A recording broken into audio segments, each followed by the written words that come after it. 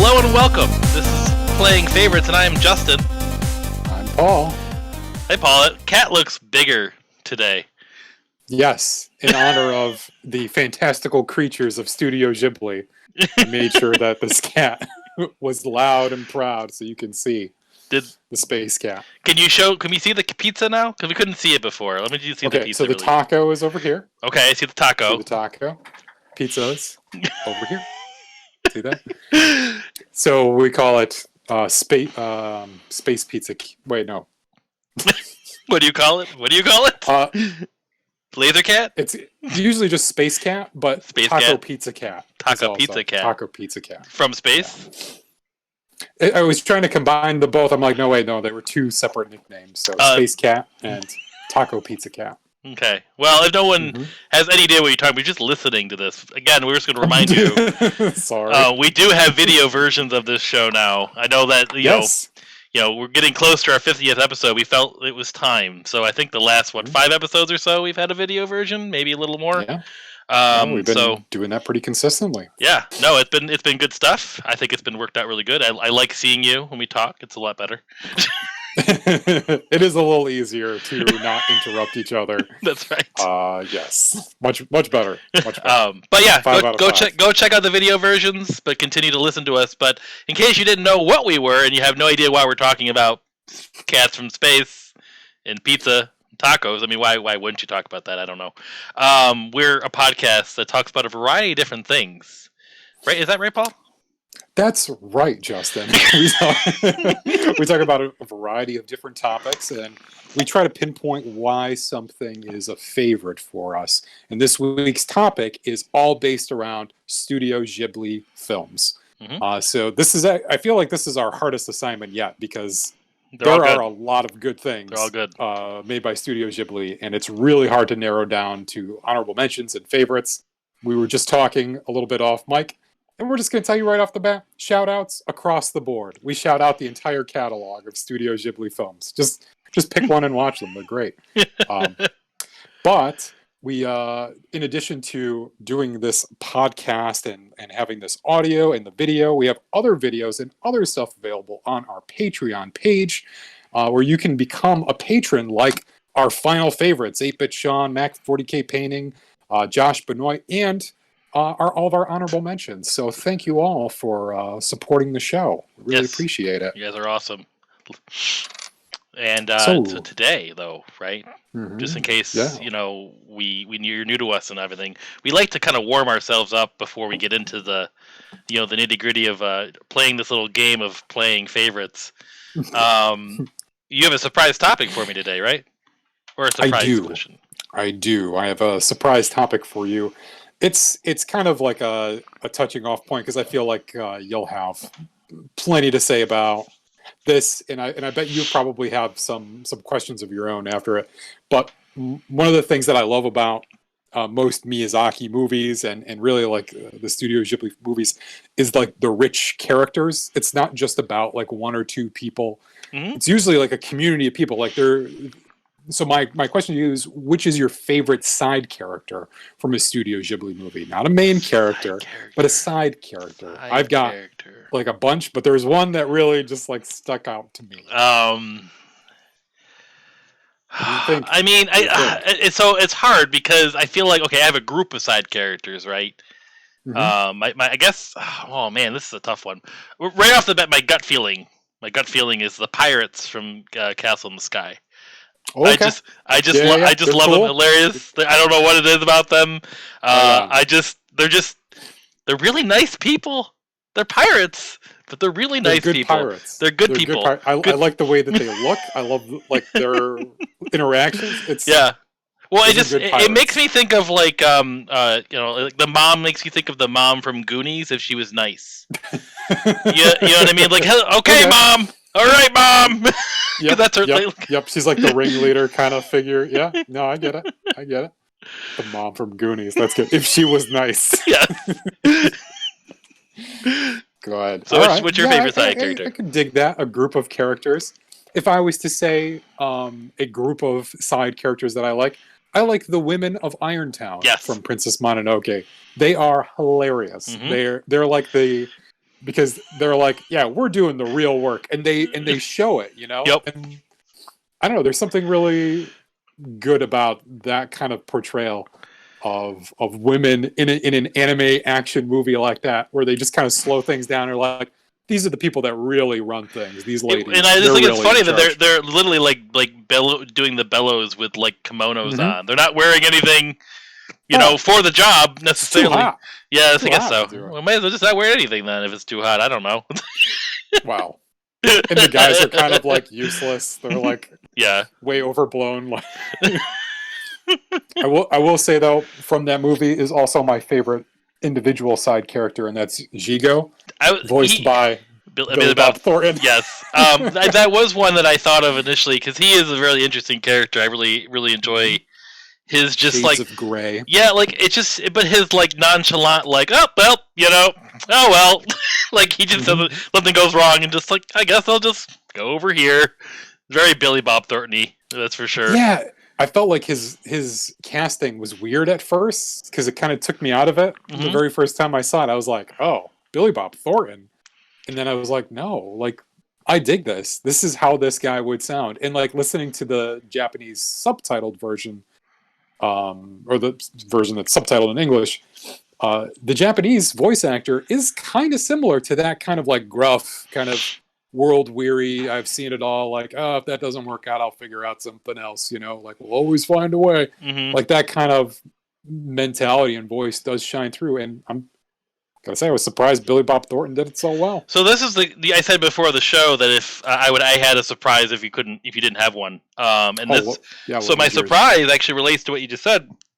What English voice actor, I think you already answered it, but I was going to ask what English voice actor was a surprising performance. You were like, I couldn't believe that was it, because the English voice cast for all of Studio Ghibli films are mostly the Miyazaki ones. I'm not sure about the other ones too much, but they're always like A+. Like you can't believe they're actually voice acting. Like Princess Mononoke, I think, was the first time we ever really noticed that kind of like amazing voice acting cast. But then you're like, they're all like that. Like, because again, initially, to kind of give a backstory, and I think you were looking this up too. Initially, the voice acting for the Studio Ghibli, it was published with Miramax. That's initially where it started from, which is owned by Disney, which obviously has that connection. Now it's just straight blown. I think Disney just says, "Hey, this is our thing that we kind of produce."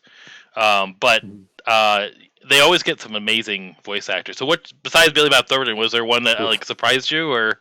I mean, in that movie alone, because that movie really, opened my eyes to how good the dubbing of an anime could be. Because I mean, I'd been watching at the time I saw Princess Mononoke. I'd been watching, Dragon Ball Z, maybe some other, Sailor Moon anime, but like Pokemon, like nothing with like incredibly great, but you could always notice, you could kind of feel the Ronin Warriors, the things. Yeah, nice one.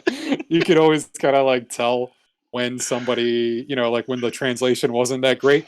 But watching Mononoke for the first time, I was surprised by the Vanderbeek, first of all, and Gillian Anderson as the giant wolf. That's my answer. That one blew me That's away. my answer. I'm like, her as a wolf, like, is amazing. Like, I just adored her casting, because they do kind of do some like kind of a sound effect to her voice, right? So it affects it a little bit here and there. A little bit, I think. I guess maybe. It's very like there's a growl to it. It's not what I would expect the wolf's voice to be, but when she gets angry, it's like you could hear the growling in the background as she's talking sometimes, and that was like, because she'd be like growling and also talking over it. So, the other one, I mean, I feel like the Warhog's voice actor was great too. The Warthog, the leader, Keith Davis. Yeah, right? he's in a lot of. Talked about him. He's in a lot of stuff, actually, right? Yeah, he got kicked in the groin a lot by Roddy Piper and They Live. Was that in our favorite fight episode? Oh yes, that's correct. Which we should have brought up last week. We should have brought that up last week. Oh yes, you were talking with somebody through the Playing Favorites Twitter, who was like, "How could you not mention her favorite bad movie? How could you not mention They Live?" I'm like, "We already did though.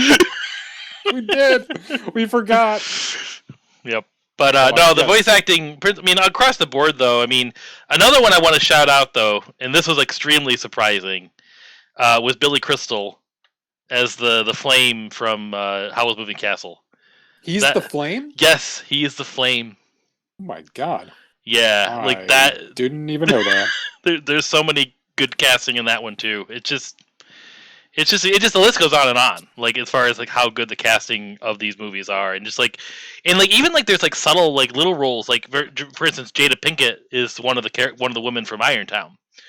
So it's like I saw her on the cast list. I was like, I couldn't remember her. I think it was just like woman from Irontown. She's she's like the leader, like the one he talks to the most. Like, but like yeah, like it's just amazing the voice cast of those of all the different Miyazaki films. Because I mean, I primarily listen to the English cast a lot more. I mean, I listen to Japanese subtitles and the Japanese audio track with subtitles for every anime I watch, except for Miyazaki, because it's going to be good.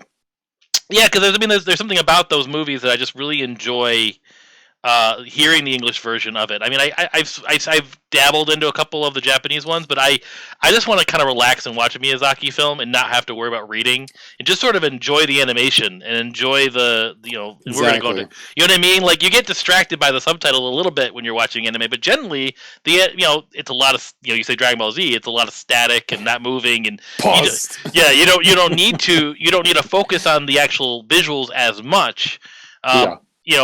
Where in Miyazaki films, it's all about that, and it's we can go on and on about how him as a director of animation is just a phenomenal thing.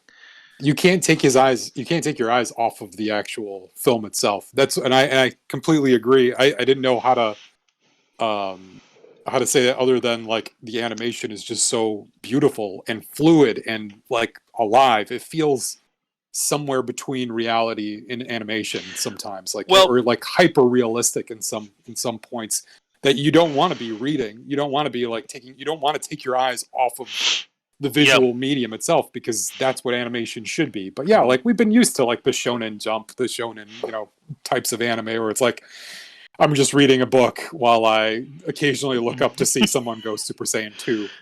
Whatever. Yep. Sure. Well, the one thing I've noticed, because I mean, I had the luxury to rewatch a lot of these films in the past couple weeks, and and it's funny because to kind of add a little bit of context before we hop into the show. I had shown you. I'd let you know that I saw that clip for that about Kira. What's that director's name? They made Yojimbo and Samurai 7. What's the director's name? Oh, Akira Kurosawa. Miyazaki's a lot like him. Like that one thing I mentioned to you, it's all about motion with Miyazaki.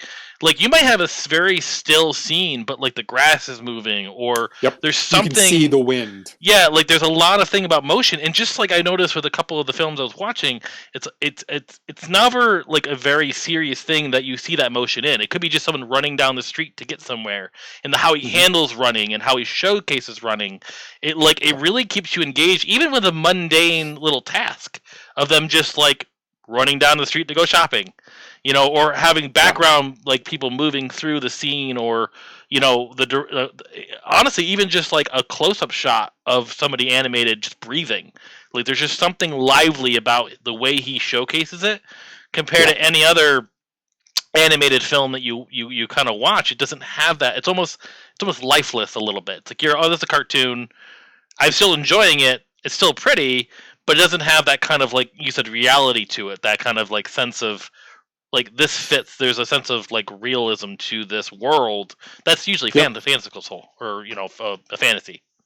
And even if that reality is strange and weird looking, it still like has its own kind of physics and its own like rules that make sense when you're watching it. And that's one thing that Miyazaki and Kurosawa certainly share.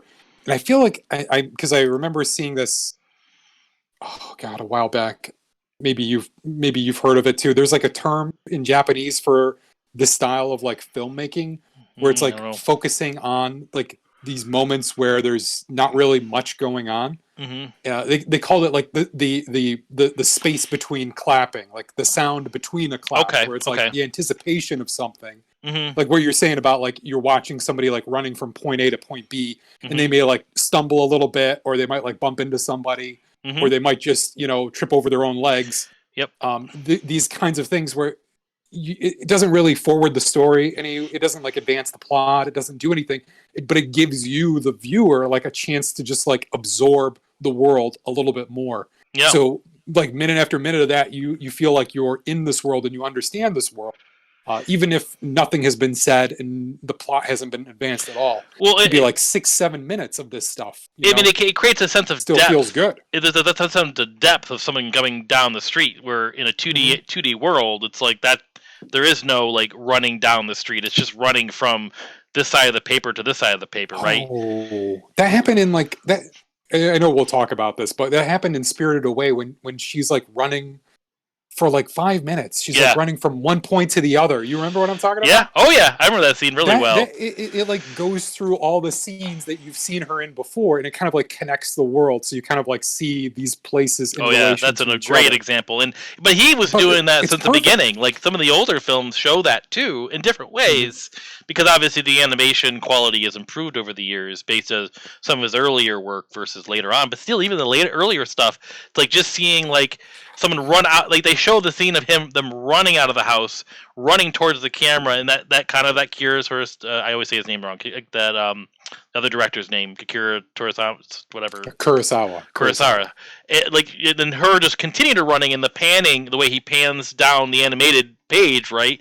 It just kind of like gives you an understanding of what that world is, and there's something just magical. And you don't really see it in Disney animation. You don't see it you might find it in some other animes a little bit here and there, but never to the quality and I guess the care that Miyazaki or Studio Ghibli. I would say Miyazaki more, because it's primarily, I think, most of the films we're going to talk about today. But it's Studio Ghibli in general. There's just something unique about that kind of animation. But I will say that a lot of anime, and I will include Your Lie in April, does this. That idea of like, we make fun of like those long pauses, where like nothing is happening. I think it's like, in a sense, they're trying to achieve the same thing, because that's a very Japanese thing to do in terms of like visual medium, giving space to pause and to like just kind of contemplate. And I feel like these, like you said, like Kurosawa and Miyazaki are like masters of that art form. We watch we've seen plenty of other media where people are trying to do that and do it well, and then maybe they do it okay, or maybe it's just boring, or maybe it takes us out of it. But they do it well. They know how to do it. They know exactly what you need to see and kind of like what you need to hear in those moments of like pause or breath, or showing depth, as you were saying. God, I love this conversation already. This is already this is like the episode I've been dying to do. I feel like our entire time. It's the last episode. We're done after this, right? No. We can't end at 49 in. All right. Well, let's go ahead. You may bring us into our break. I'll segue us out of here. So we'll take a quick break. We'll come back. We'll start with our honorable mentions from there. And we're back. So, take a little bit of a breath here, but let's keep going. So, Justin, what's your first honorable mention? So obviously we have our game, right? And we were talking about this off the air. Like, we don't know where we're going to go with this, because like I could just say any random Studio Ghibli movie right now, because I already know my favorite is, but I don't want to mess up your favorite. But I think I have an idea. Now, the one thing that throws me off, and this isn't my answer, is that when we did our favorite anime move episode, we both agreed that our favorite anime was Princess Mononoke. Yes. But here's the thing: is that the same as a Miyazaki favorite? I don't think so. Honestly, it feels like a different answer, doesn't it? It's a different criteria. Yeah, like anime is like, oh, this represents anime, right? This is my favorite anime. So I am going to right off the bat say Princess Mononoke isn't my favorite. Okay. All right. Miyazaki film. Okay. And I'm willing. Is it your first honorable mention? I'm willing to make it my first honorable mention if you let me. Then we can share it, because it's also my honorable mention. It's not my first honorable mention, but we can share it as an honorable mention. I just want to get out. Let's a little bit. We've talked about this before, and we already talked about a little bit before the thing, but we have to at least bring up Princess Mononoke. this movie really is like the giant boar in the room, right? Like we've just been waiting to talk about.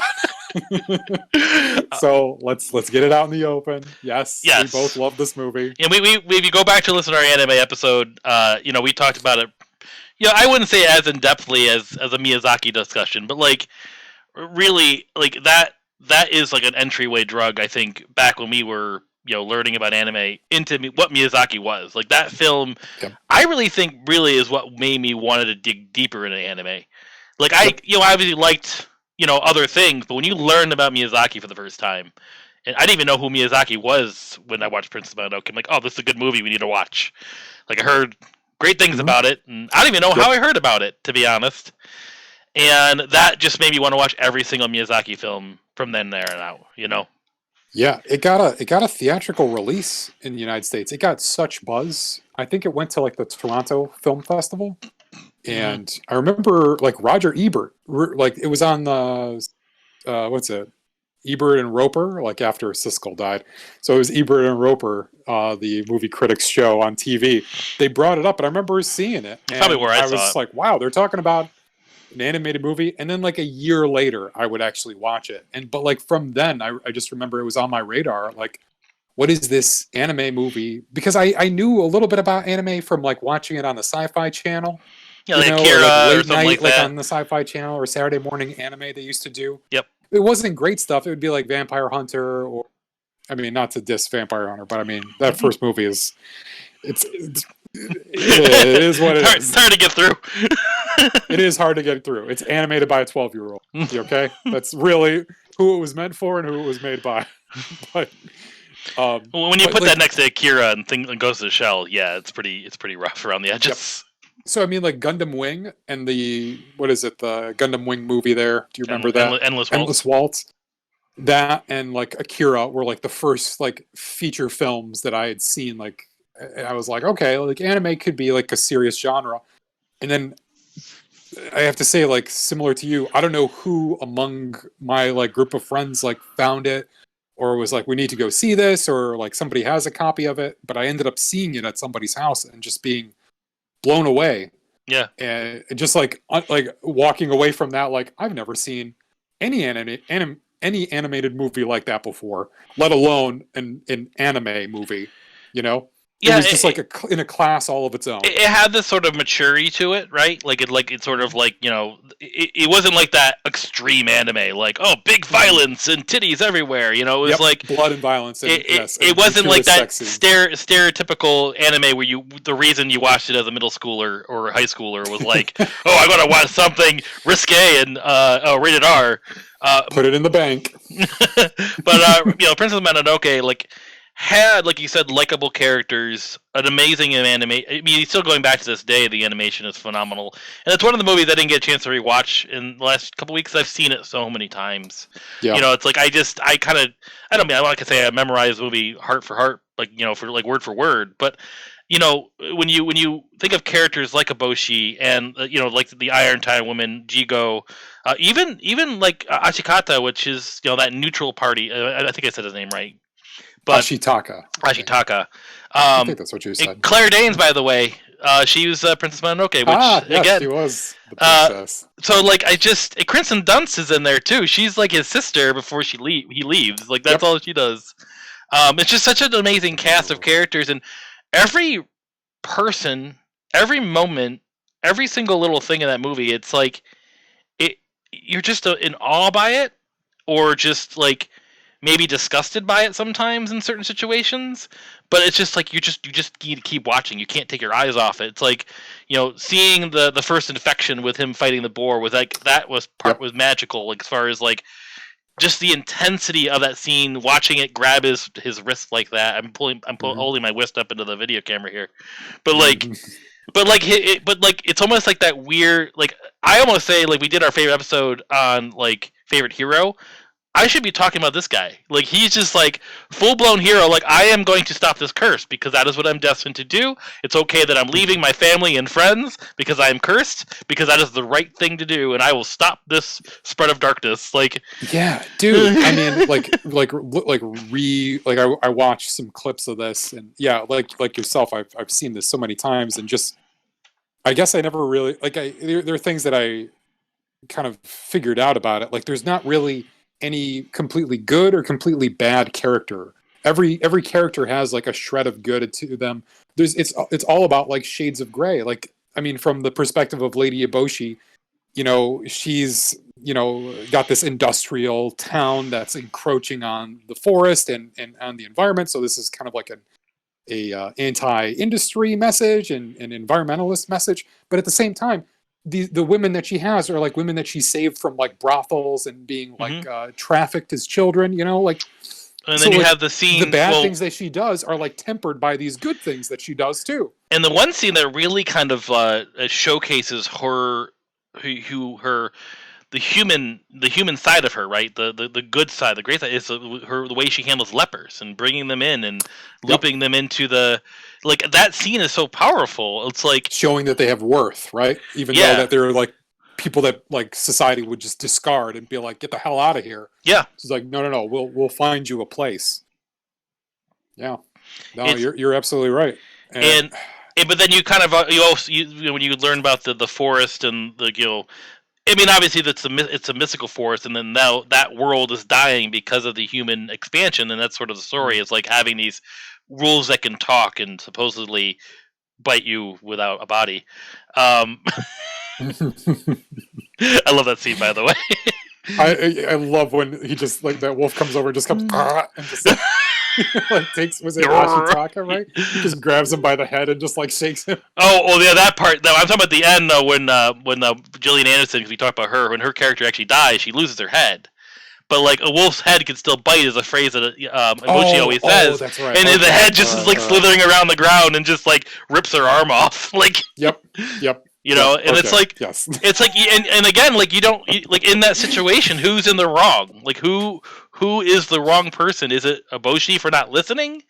I mean, you kind of think she's kind of maybe she's being tempted by like Jigo, who is sort of like the catalyst for her to do wrong, right? He's like sort of like that. She's pretty ruthless too. Sure, I mean, but but it's like she feels like she has to be ruthless because she has so many people to protect. Mm-hmm. There's like so many people that depend on her, and that's like the burden of being in charge is like having to, ensure their safety. I think like the part where Eboshi and Princess Mononoke are fighting, and Ashitaka just like walks straight through the crowd, like pushes everybody out of the way, walks right up to him, and just like stops. He stops Eboshi's sword and just like grabs onto Princess Mononoke and is like, this is not what you should be doing. Like this is wrong. And he shows them like the curse on his arm. It like flares up and kind of scares Princess Mononoke. Like that is what makes Ashitaka like good in the film, and like you really understand like what kind of person he is, because these two people they're both right in their own ways, but they're going about it the wrong way. They're not listening to each other, and he's just stopping them to say like, listen to each other and actually work this out, because you're just going to kill each other. It's just going to keep repeating itself. It's just a cycle of violence. And that's, I think, a Miyazaki trait, is like that good and evil. There isn't like a person that can be wholly evil. There's always something redeemable about a person. Mm-hmm. Like if you could find it. And like in this case, this is why Ashitaka was so important, is because he's showing them both that they're wrong in their own way, and that they're both right, but they're both going about it the wrong way. I don't know, that scene is just so powerful, like him just stopping both of them, and like animated amazingly too. It's just like you get the perspective of because again it's about motion, right? So you have what's her Sai, it's her Sai, is right? Princess Mononoke, is that her name? Sai? Yeah. Okay. And she jumps from the roof, and it's just like intense, like motion running to Eboshi, right? Like you just got the mask on and everything like that. But it cuts to her perspective, and you got like this sort of first person point of view coming. It's like it's just this constant cut to motion, and then they got this intense close up shot of them hit like clashing swords. And there's just something amazing about how that was presented and shot and animated. And man, it's just. Man, it's amazing that we're not making this our favorite, and it's. I know. I have to say though, it surprised me too. But like, I feel like another movie we'll talk about like Mm-hmm. hit me in a way I didn't expect to be hit. And just thinking about it again, again and kind of like rewatching a little bit of it. And after you watch a lot of Miyazaki, you kind of there's a certain kind of charm to Miyazaki film, and when each film has them in every single way. Like it's like he has like sort of a trademark in every film, but then you kind of are hoping for more of that certain trademark, and I'll explain that more later. I'm making no sense right now, but you're making a little sense. Yeah. So no, you are. What is your honorable mention? First, I refuse to move on. Hold on. Oh, you want to move on? Did we forget anything about Princess because immediately after that part where he stops their fighting, he like knocks the princess out and he like carries her. And remember, they were like kind of they were like getting ready to like fire on Ashitaka, and they were like, no, like hold your fire, and one like somebody unintentionally shoots him. Right, and he just carries on. Oh yeah, like using the cursed arm, he's able to like open the giant like palisade door to get out. Yeah, like, that's like such a character defining moment. Like and even getting shot in the back, he doesn't turn. He still walks out. Yes, that's a great movie. Highly recommend. There's so many more. We should probably just watch that and do a bonus episode on it. But yes, it's a date. Can we? Okay, I will tell you what my next mention is, and it's an older one. It is Kiki's Delivery Service. This was also the first Studio Ghibli movie that I watched, and this was before I even knew what Studio Ghibli was or who Miyazaki was. It was long after I think I'd seen Princess Mononoke that someone said like that's the same person who did Kiki, and I was like, what? I'm like, you can't be serious. And then, because, I mean, like, I was like 14, 15 at the time. I was like, what? Like, I don't believe you. But, I mean, I watched Kiki's Delivery Service, I think when I was 13. I think that's the same age as Kiki when she leaves home to go to do her, like, apprenticeship out in the real world, right? All trainee witches got to go out. I just rewatched it, actually, a few days ago, so I am fresh on the Kiki. I feel like... okay, so it has to do with witches and magic, and she flies on a broomstick, but it's so much more. I felt like I understood this movie when it came out, or when I watched it, because I believe it might have been the Sci-Fi Channel that ran it. Maybe on TV, and it might have been around the time that Princess Mononoke came out, and they were like, hey, look, this is another movie that this guy has done.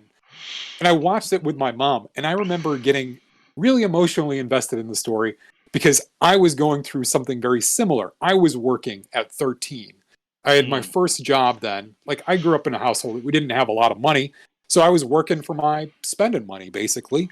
And, like, just something about, I obviously didn't have to leave to go to a big city to do it, but there were a lot of the same kinds of like moments where that the boy who follows her, I forget his name.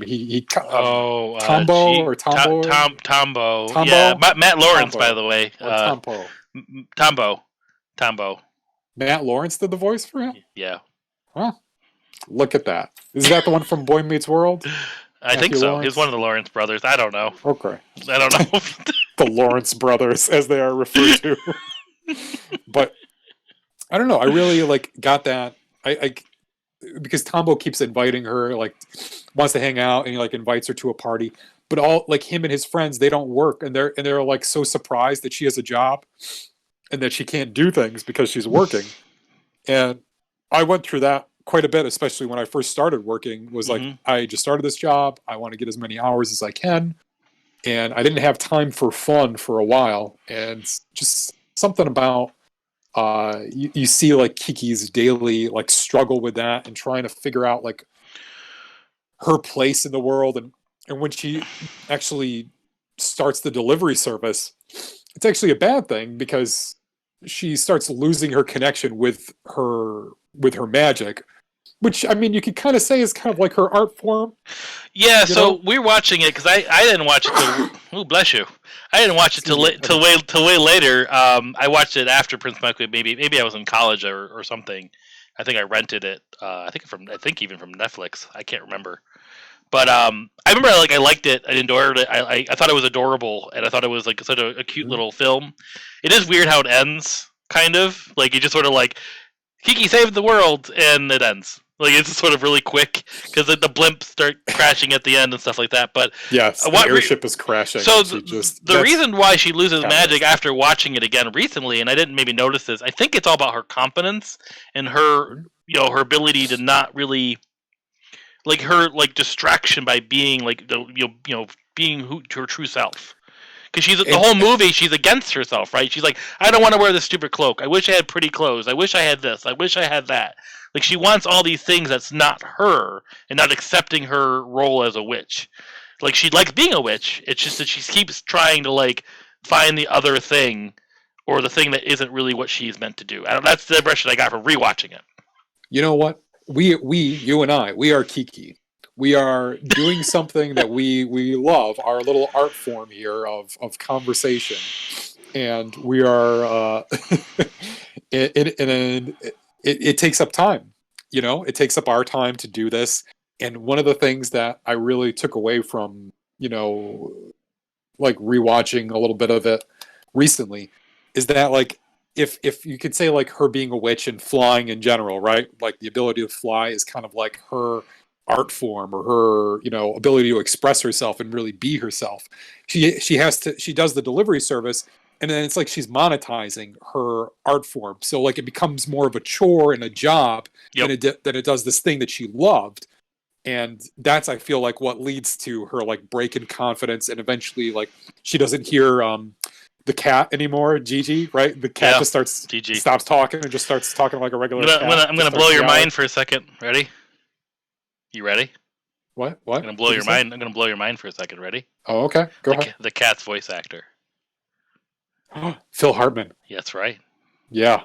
Oh, damn, I wanted to bring that up at the beginning. I forgot to. But yeah, like when I was rewatching the clips, I'm like, that was Phil Hartman, wasn't it? And I looked at it, I was like, oh man, such a good cat voice too. Yeah. But no, it is sad that I thought I was at least hoping that he'd talk right at the end. I think that would have been sort of a good payoff.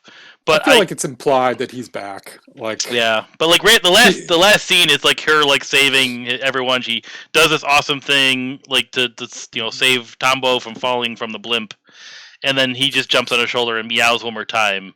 And I'm like, oh, come on, just say good job, Kiki. Come on, come on. It's weird because his name's Gigi, and that's what my kids call my mother-in-law. So it's like, but no, I really enjoyed rewatching the movie. I would love to rewatch it again with the kids.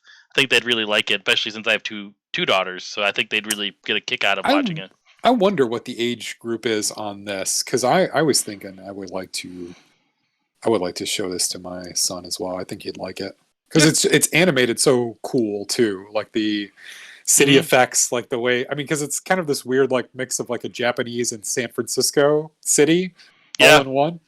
It's a very weird kind of city, but I like it. It's just, yes, it's charming, and that's why I still think it holds up and it's worth rewatching. Charming film. So, in the same breath, the same kind of livelihood, I'm going to shout out my neighbor Totoro.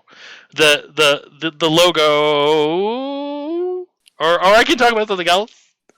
We could talk about it. It's okay. You sure? You okay? We could talk about it. It's okay. I think it connects to Kiki. Is that okay? No, it's not okay that it connects to Kiki. Nothing can connect to Kiki. Go for it. Okay, all right. Well, that would be my other honorable mention here. I could probably do 5 more honorable mentions, but like, I actually rewatched this as a parent, so I haven't watched that in probably 10 years, and I remember like watching it and like it didn't really maybe like stick with me, or I didn't really remember what happened.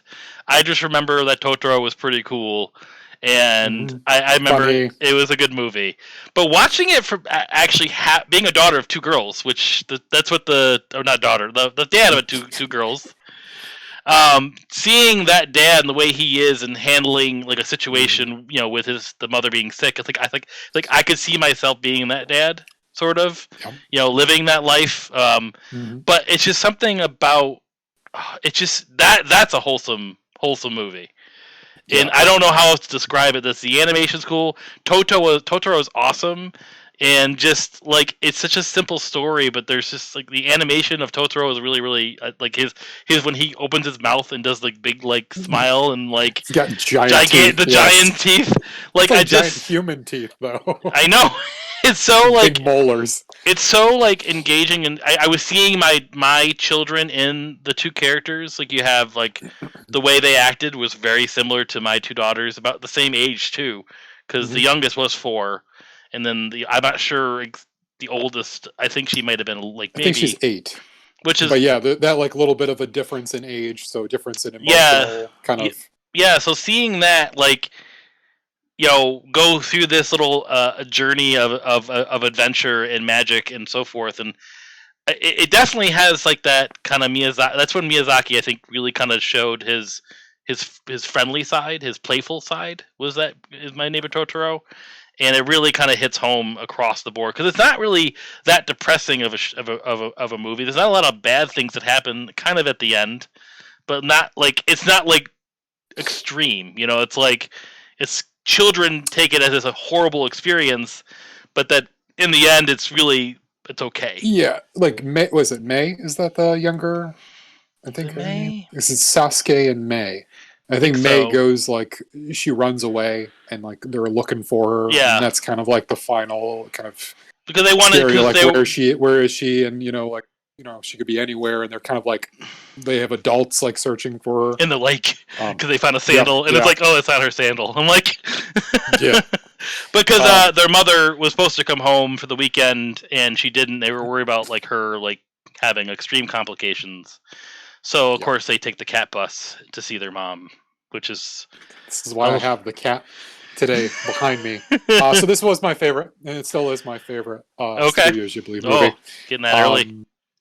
Yeah, that's okay. Well, I have something else I'll talk about favorites. That's all right.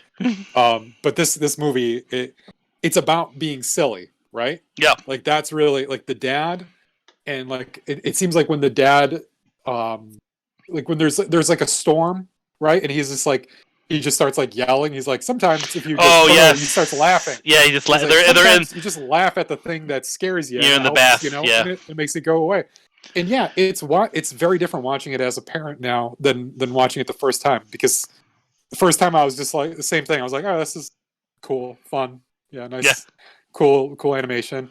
But like seeing it now, I'm like, wow, like this is because it is like the power of just being like having fun and being silly, and how you need to let kids be kids, like let them be funny and silly and act out and be imaginative. The dad makes me laugh the whole time because the whole time he's like, "Is this house haunted? I've always wanted to live in a haunted house.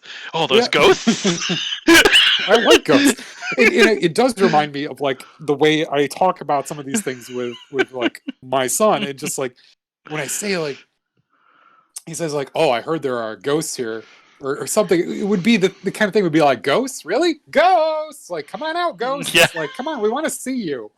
Like just confronting and being like irreverent about it and just silly. And that's, I feel like more than ever, like we need this kind of stuff. We need the occasional, person saying like, it's okay to be silly and to act like a child. And of course you need a cat bus.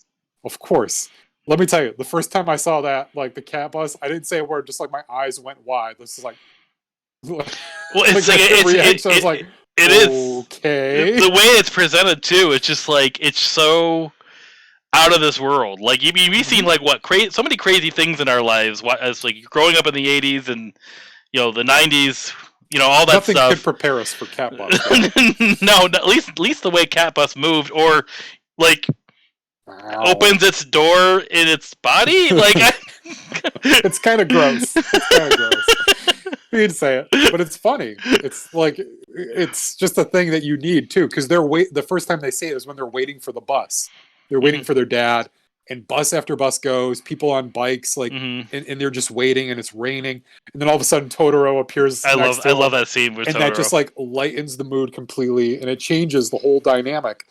and then the cat bus comes and takes him, and then their dad comes in a real bus. Well, I love when he gets the umbrella and he's just like his the way the animation works for that is like the drops hit the umbrella and he just does this little shiver of excitement. It's like, oh yes, and then he just keeps and he jumps and the whole like drops all the drops from the tree just like come down on him. And then they do the little dance for the tree growing, and I don't know. It's just such a cute little movie. Like you don't like if you first watch it, you don't really know where it's gonna go. You don't know what they're really the climax is just the end where they're just like they realize their mom's okay and everything's fine, and Totoro helps them get there, and it doesn't matter if he's real or not. Like it doesn't, it's because there's a sense of realism. There's like, but they make it seem so real to you, the viewer. But to the kids, it's full blown real. Like that's all that matters to them, and it makes them get through this maybe challenging part of their life, which is dealing with their moms being sick and not being home with them, and so forth like that. And sometimes that's all you need is that outlet. Yeah, how to and really, this is like a movie about how to cope with scary and things that are out of your control. Because I mean, like an illness happening to you is one thing, but like happening to a mother or father, that's why that scene in the rain is so important, because they don't have. It's like I feel like you see the little girl May like walking, and she's getting like more and more pissed. And it's like she's thinking like, what if we don't have any parents anymore? Like that's the kind of thing like kids that age would be thinking. Like, okay, well, I guess we're on our own now, and like being resentful and being upset. And that's like when Totoro shows up. It's like, no, like there are ways to like deal with these big emotions, especially the things that are out of our hands, like things that are uncontrollable. Mm-hmm. But yeah, this is why this one like still resonates with me today. This is the one that I was not expecting it to hit me in the feels so much, but it did. And I think us becoming parents has certainly helped in that regard. Mm-hmm. Well, I'm sorry to steal your favorite. That's okay. That's all right. Well, do you have any other? I actually do have it. I do have a shout out though. I do have a shout out. I know you said all shout outs to shout out, but you did specifically say movies, and I do have one Studio Ghibli shout out that's a video game. What's that? And it's called Ni no Kuni. Oh, okay. And I just want to shout that game out because like it's made by Level 5 Games, but the animation, all the cutscenes were done by Studio Ghibli. I remember when it came out. And I don't think I ever. Ni no Kuni. Yes. Okay. It's on the Switch. You should get it. But I just want to get this game. Didn't you have it? PS3. Oh, okay. All right. Yeah. Because I remember you talking about it, and I feel like I saw like a cutscene with you. Yep, maybe. But I mean, it's a great game. It has a really cute story. It kind of has that kind of vibe of a Miyazaki film a little bit, even though Miyazaki wasn't involved. But it just has that kind of Studio Ghibli kind of quality to it. Granted, it's a JRPG. It kind of has like a Pokemon vibe to it, like as far as like the mechanics, you're collecting monsters and then battling them.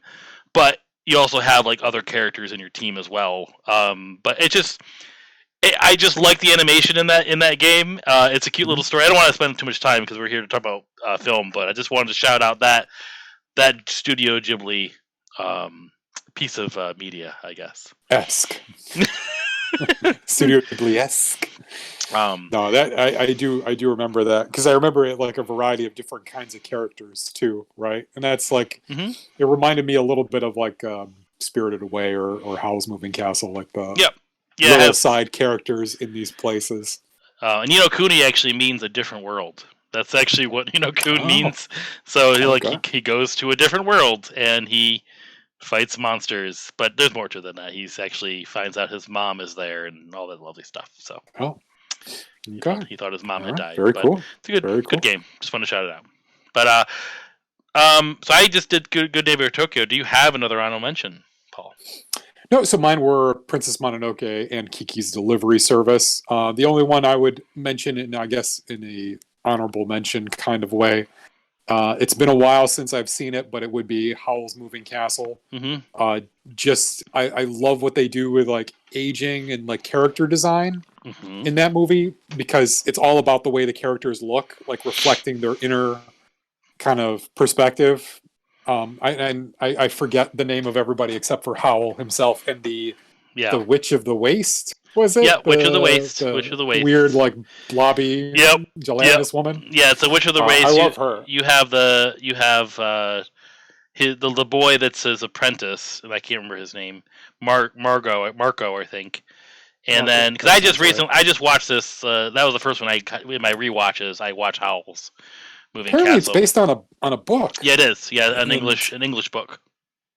We should. I should check that out. But no, it's animation wise, it's up there. It's a different quality of animation comparatively to Princess Mononoke, which has a more of a. I want to call it more. It's more to do with nature and realism, where Howl's Moving Castle you're in the city a lot, right? So it's like it has a different kind of element to it. But there's some amazing scenes, and it's just some. Like I actually enjoyed that in my rewatch way more than when I first saw it, because when that came out, I was kind of having a hard time rewatching movies like I used to, so it was kind of towards the tail end of my Miyazaki, because I've seen other ones after that. But it was it's an amazing movie, and I love the staircase battle of two old people. Oh, yes. I'm sorry. I'm like floored. I was looking at the English voice cast. Yeah. So not only is Billy Crystal Calcifer, the fire demon, Christian Bale is Howl. Yeah, you didn't know that? I did not remember that at all. Yeah, it's if you rewatch it, you'll hear it. I forget who. I feel like the actress who plays young. Oh, I forget her name. Emily Sophie. Mortimer. I think it's Sophie is her name. Is her name is Sophie, and the actress's name is Emily Mortimer. But she has two actresses, because you have the older version and the younger. Yeah, the older one is Jean Simmons. Oh, okay. Jean was a British actress and singer. Anyway, like I really liked what they did with that movie in terms of like designing the characters, because the first time you meet Howl, he's like this blonde with his weird gray and pink diamond coat and all this jewelry, and then by the end of the movie, he's like plain white shirt, plain black pants. His hair is like kind of like chill. It's like you've cut away all the unnecessary things about these characters to get to like who they really are. Sure. And I love what they did with her, like the whole like aging, and like kind of as she gets more spontaneous, she kind of gets younger, because it's like a curse that's put on her to act to look like how she acts. Yep. Yeah, so it's kind of similar. Very like serious, and so she turns into serious woman. It's accepting of herself to, because when she's in love, she actually turns more young. It feels like that's really kind of what it speaks to, right? She acts on her own instincts. Where in the beginning she's sort of a fuddy-duddy. Is that the phrase? Like a fuddy-duddy kind of girl. Like I don't want to go out and hang out with the girls. Like I haven't heard. I know. I've that is a phrase. I know it's been an old phrase. I'm gonna cancel you, Justin, for using fuddy-duddy. What's the better word? What's the better word? Not my fuddy-duddy. But yeah, even midway through the movie, he gets mad at Sophie for like getting rid of all of his hair dyes and mixing them up, so he ruins his hair. And like he just says he thinks he's ugly, and when he thinks he's ugly, he starts turning into this goopy, blobby thing, right? And it's like he's like gets all depressed, and it's like so worried about his looks, and that deals with these wizards and witches that like have gone to the wastes and lost their heart, or have like gotten selfish, or have like just kind of consumed with greed or something like that. That's kind of Witch of the Waste versus that. So the Witch of the Waste is creepy. Like she like when she's like got her like minions carrying her around, it's so weird. There's one like scene where she's in a carriage where her like the window of the carriage just becomes like her whole face. Yep. At first it kind of looks like it's just like a person's head, and then it just kind of just gets bigger and like more grotesque. But yeah, that'd be the only one I would put into the honorable mentions bucket, would be Howl's Moving Castle. Fun movie. I definitely want to rewatch that one again, though. It's been a bit. Okay. Before we get to our favorites, I do want to. I know you've been waiting to hear me talk about this movie. You asked me to talk about it before the show. I'm like, no, wait. You need to wait. Oh. and it's the wind rises. I just Yes, want to yes. speak on this movie. I don't know where I sit with this movie as far as on the list. I mean, it's a very different Miyazaki film than what I'm used to, and I just felt like I needed to see it before we did this show. Because I mean, I there's a lot of other ones, and I don't know Sure, if I sure. would list it, but it's a very amazing period piece. That's what I'm going to give it. Like it really like it is set in a realistic world, unlike any of these. Like this happened in Tokyo. This is like a fact. I don't know how factual it is, but it definitely makes it seem like it is, because I feel like this movie is based on the character, which is I forget the character's name because I just saw it last night, but it's actually based on a real character and his life. And Yeah, go ahead.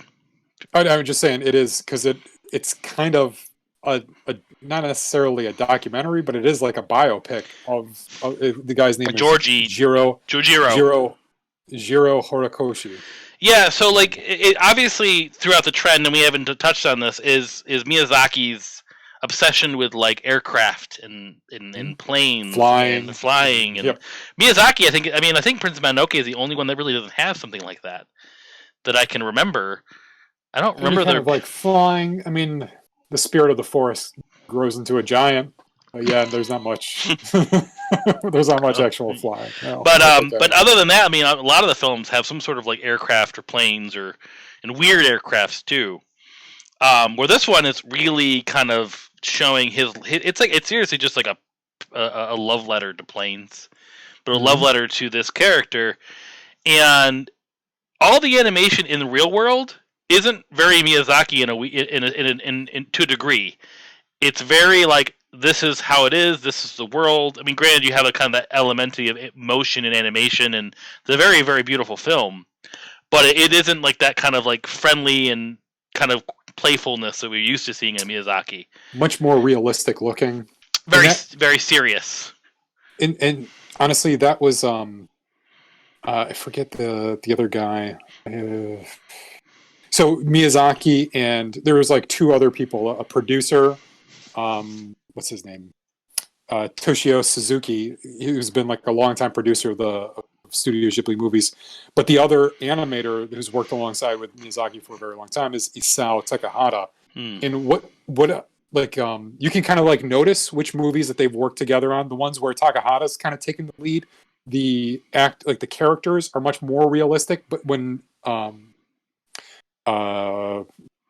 Miyazaki when he's kind of like taking the lead, you can see that it's much more whimsical, a lot more fantastical, a lot more like elements of like strange movements and kind of more fluidity, whereas Takahata is much more like grounded in realism.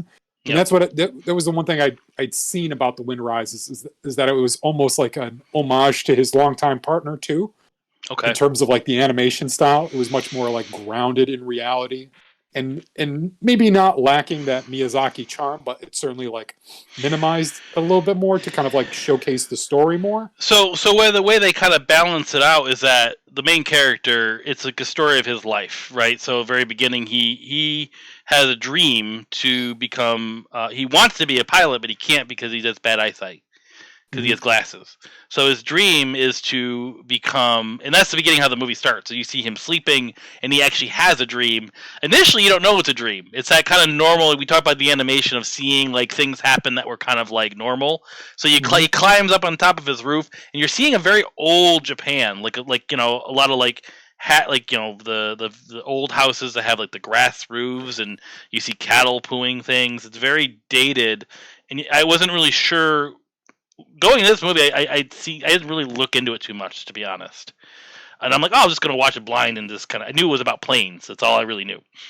Yeah. So I get in there and I'm just like, oh man, this is like seems like a long time ago. But then I realized it was taking place in actual Japan. I didn't really note that before going in.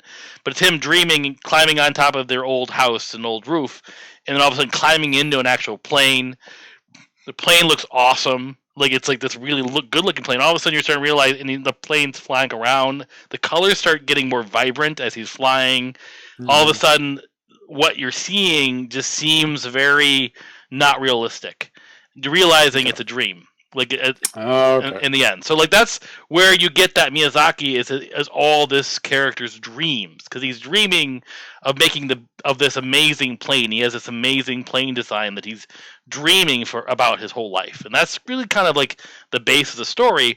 But then it's also had a sense of realism, and how do you get your dream in reality, in the world where things are kind of preventing you from getting your dream. And his dream is just to make this beautiful plane, but you're also in this era of Japan about to go into World War II. And it's sort of this story of like, why did Japan go into World War II? It actually discusses that from the perspective of these plane engineers, of like, oh, the only reason we can build planes is because they want us to make warplanes, because, well, I guess we're going to make this deal with Germany to learn about make warplanes, and it's the only way you can make planes is to make planes for war. And it's in...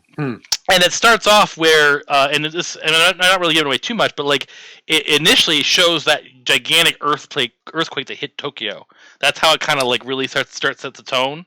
So, I saw that in the trailer. I had no idea. I was like, that's why I thought it was kind of like a still like fantastical movie, because it shows like the ripple of the landscape. Yeah, so that's where it's actually based on a real earthquake. Okay. So it's a Tokyo that hits Japan. It's the earthquake that hits Tokyo, and that sets this trend of Japan being left behind, being poor, being like this country that like is 20 years behind, making wooden planes still, while all these other countries are making metal planes or doing these.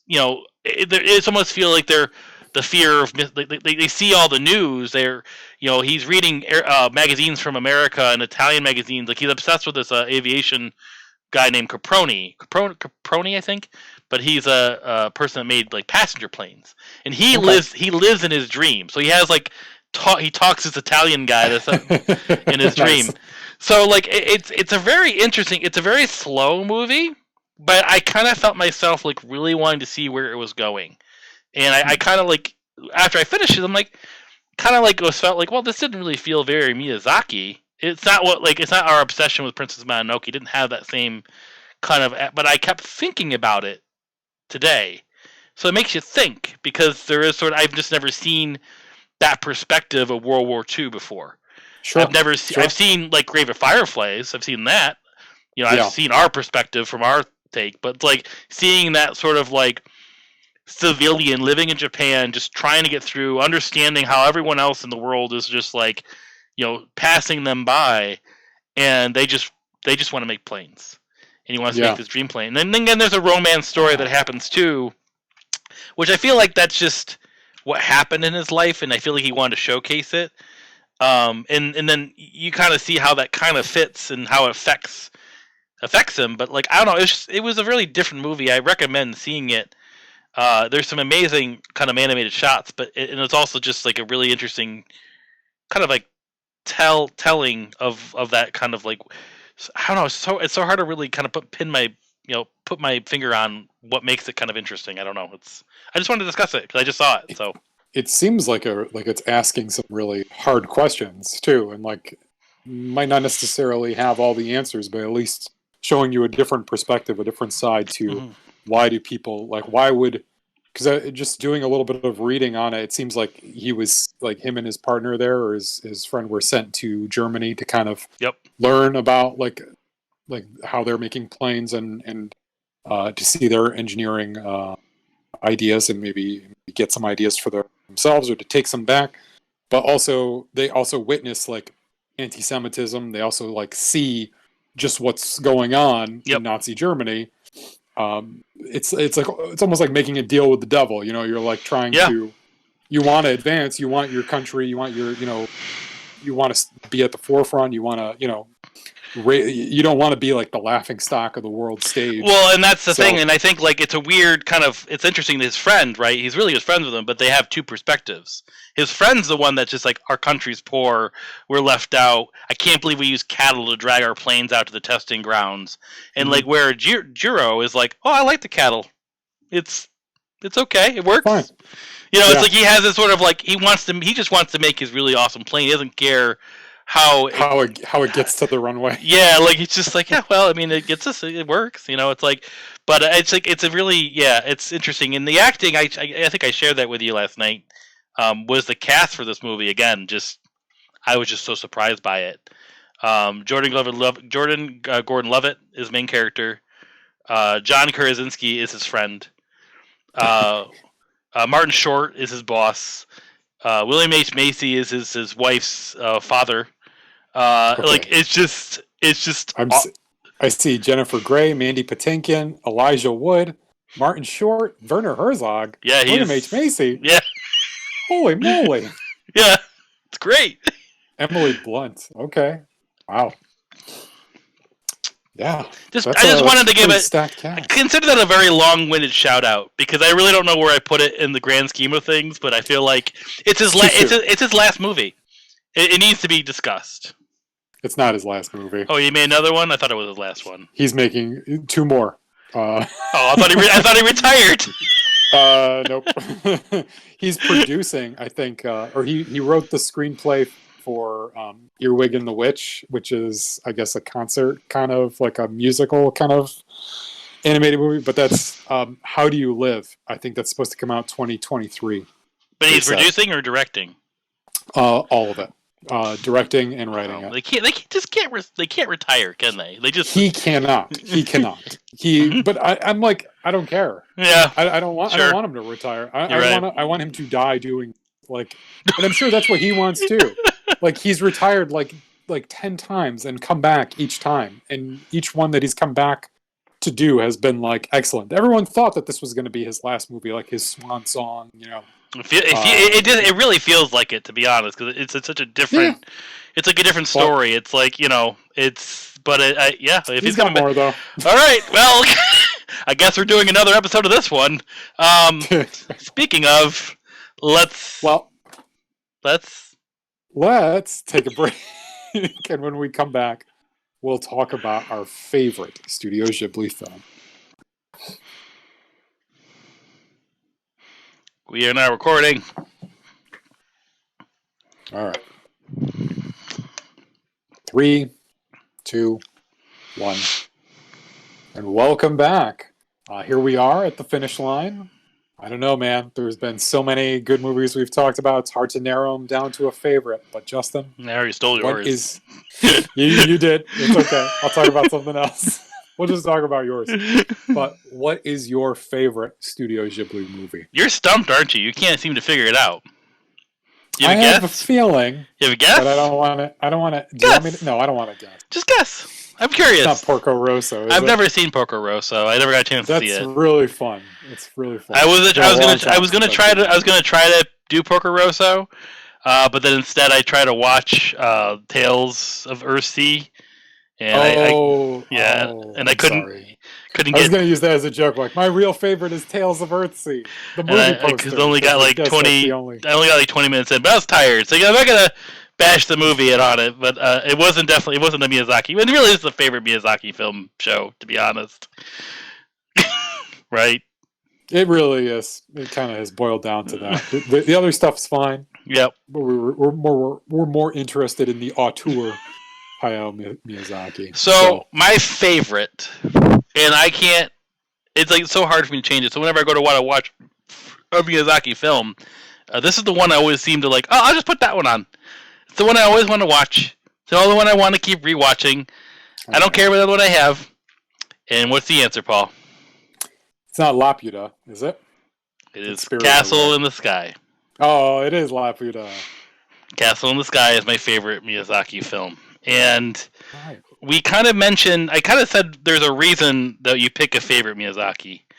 Like, I would say Princess Mononoke is probably a better movie than Princess Mononoke. I would say there's actually a lot of better movies than Castle in the Sky, Mm-hmm. But there's something about the adventure of Castle in the Sky, the pirates, as I said, I love them, the likeness of it, just the humor, like there's just something about that whole movie. Like, there's so many little segments that are all uniquely different, but they all need to happen. It's a very different, and I feel like it's a variety table of adventure, because you have like him first meeting this magical girl, then you have him like trying to live with this girl and escape the army that's chained to try to find this girl, which is voiced by with the main character is voiced by Mark Hamill, by the way, the villain. He's Mark Hamill. Oh, it is. It's Mark Hamill. Yeah, the villain is the main villain. Oh, okay. I can't remember his name, to be honest. But I haven't seen this movie in ages, but I've watched it so many times. But there's just so many unique things that happen. You start with him as a miner, finding the girl that's magical, falls from the sky. He likes planes. Him and her just have this sort of like, I wouldn't even say romance. It's more like just deep friendship, I guess. That's another Miyazaki thing too. Just because a male and female character are together in a movie doesn't mean that they're going to be romantic. Mm-hmm. That is San, is I think her name, from the Princess Mononoke and Ashitaka. The same kind of thing. They don't have to be romantically involved for them to like exist in the same place. Yeah, or in the same, I mean, there isn't really story. I mean, honestly, the only movie I can think. Well, I mean, Howl. She's in love with him. Yeah, and obviously there's a romance for the Rin Rises, but I feel like that's sort of not the main focus of that movie. Yeah, that's like just like a biopic show. It's somebody's life, sure. you know. So, but yeah, you're right. I mean, even like you think about Spirited Away, which we haven't really talked about too much, but like there's not really a romance there. It's more just a connection between a spirit and a human. Mm-hmm. And yeah, you're kind of right. I mean, like you don't really have too deep of a romance. And that's really what makes his movies unique in another way. Like, let's add another wrinkle, another characteristic that makes Miyazaki movies unique. Just because you have two characters, you know, of an opposite sex, like together. And it also makes sense, I think, a little bit more, especially because a lot of the characters are young. You know, they're like 13, 14, 12, even younger sometimes. Or they're actually not following the normal anime trope of falling in love the second you meet them. You know, it's like, or like Disney movies, right? Like you have them falling in love within the movie. It's like, oh, we met. Oh, we're in love. Oh, let's get married. You know, it's like, it's not like he actually has a more realistic way of creating a relationship. By the end, it's like, okay, well, they just went through a 24-hour period of an adventure. Okay, they just got to know each other in a day. Yeah, they don't even know if they're going to be together for another week. You know, yeah. Like I mean, I'm sure they'll make like some sort of check-in calls here and there, but like you don't know, things happen.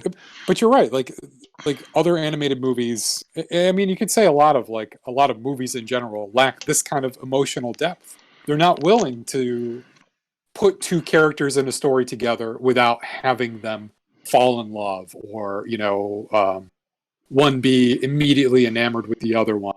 Mm-hmm. In some cases, like the things that are happening around them are just too big, or like a character. It's more important for a character, like in Laputa, or even in Howl's Moving Castle. Even though that is kind of a love story, it's more about them like learning who they are before they can actually fall in love. Sure, you know, because she's not going to fall in love with Howl, the blonde diamond coat wearing asshole.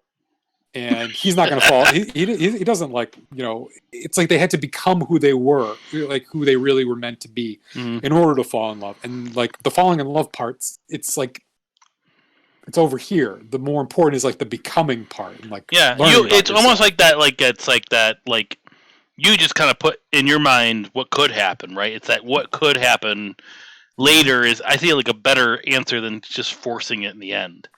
But back to Castle in the Sky, I don't know what it is about this film, because it is definitely one of his older ones.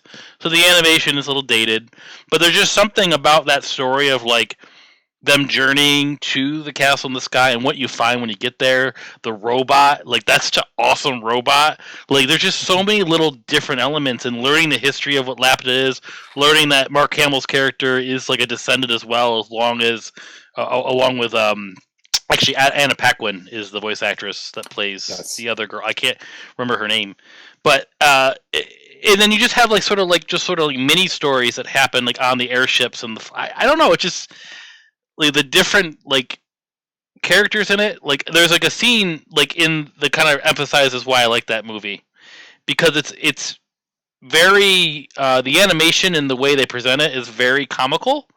And that's sort of the part of Miyazaki I really like, is that kind of playfulness.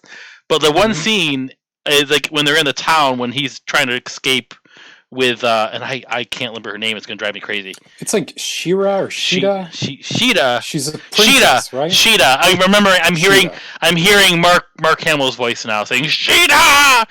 Sheeta. Shoota.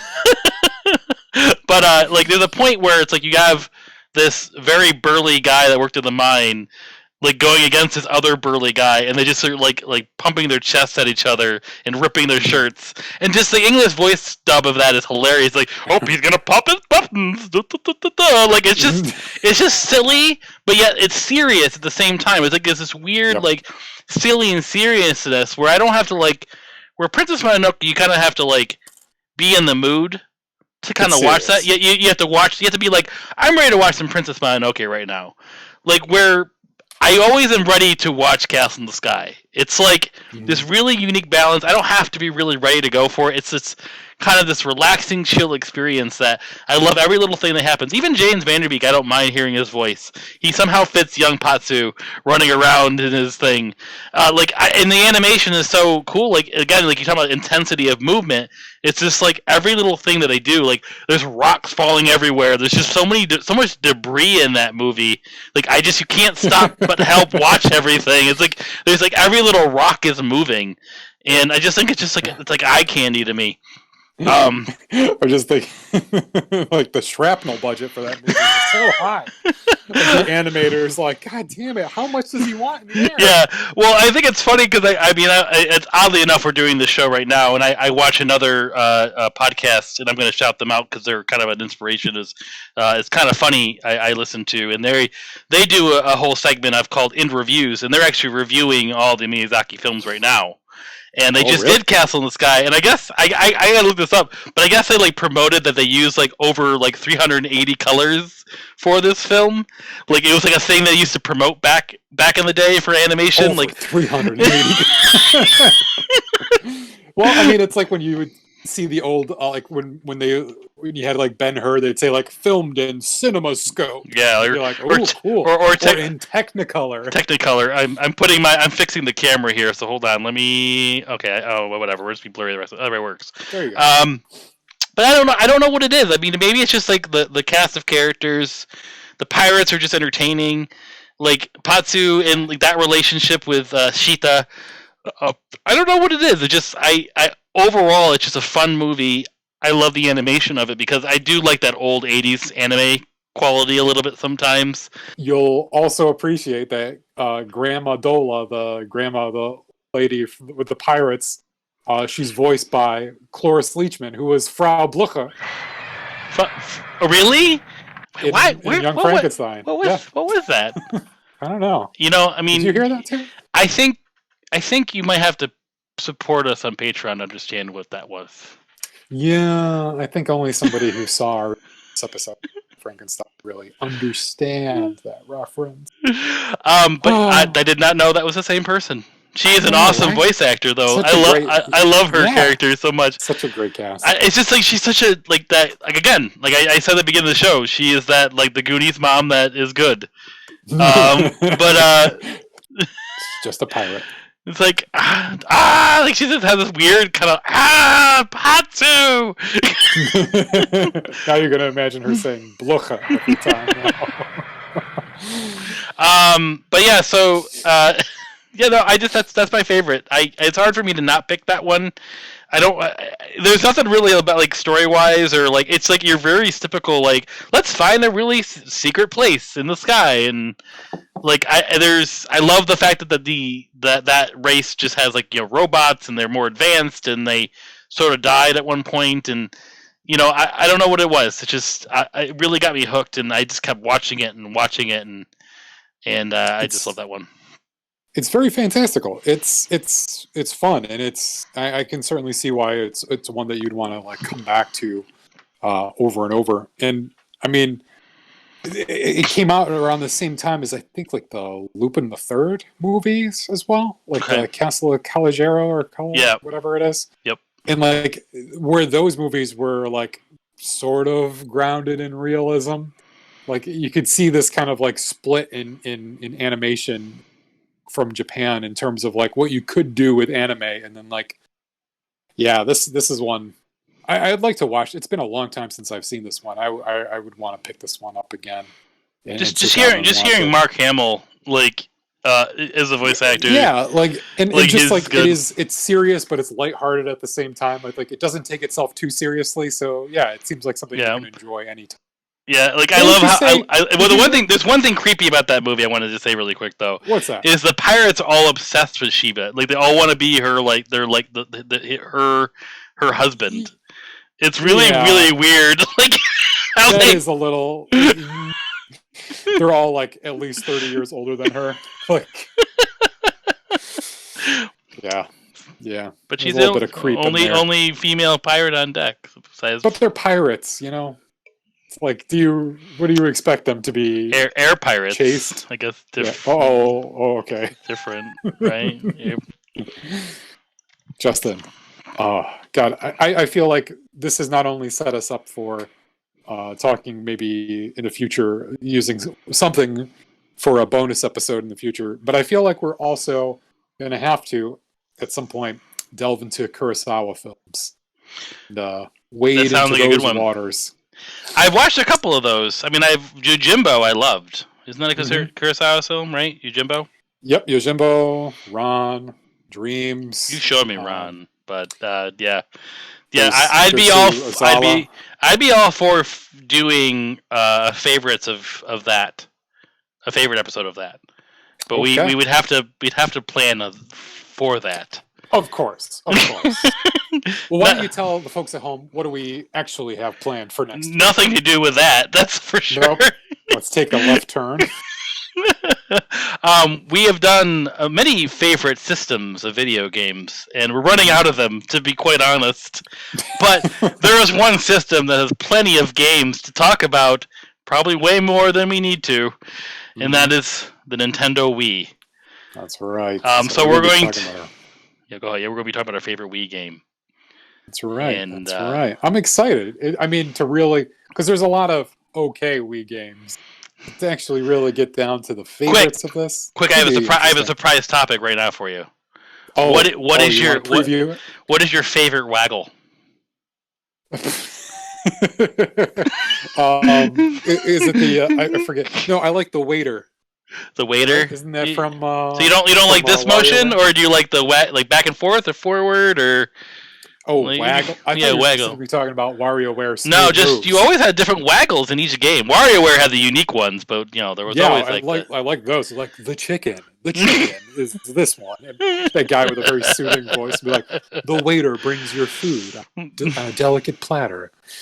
But my favorite, actually, my favorite thing about the Wii remote was holding it sideways, just the actual remote, and playing like NES games on it, or like playing like Mega Man on it. It's not really. I loved its versatility. It's not a Waggle, right? But I love like when you played Donkey Kong Country Returns. Yeah, you would shake it to do the roll. Yep.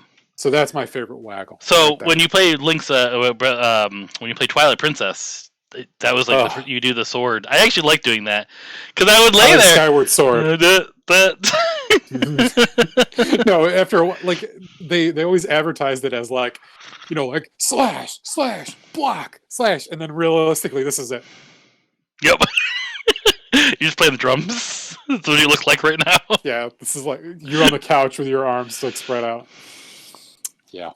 Well, I look forward to talking more about the Wii with you next. Oh man, I'm really kind of curious because I feel like we're going to go many different directions with the Wii. I'm really, really excited about this episode. Yes. I haven't thought about the Wii in ages, to be honest. Just talk about the Wii controller, that's it. Just the controllers. Yes. Let's do that. Well, anyways. Interesting. Anyways. Until the next time we do this, I'm Justin. I'm Paul. Let's do it again next episode. This has been Playing Favorites. Bye-bye.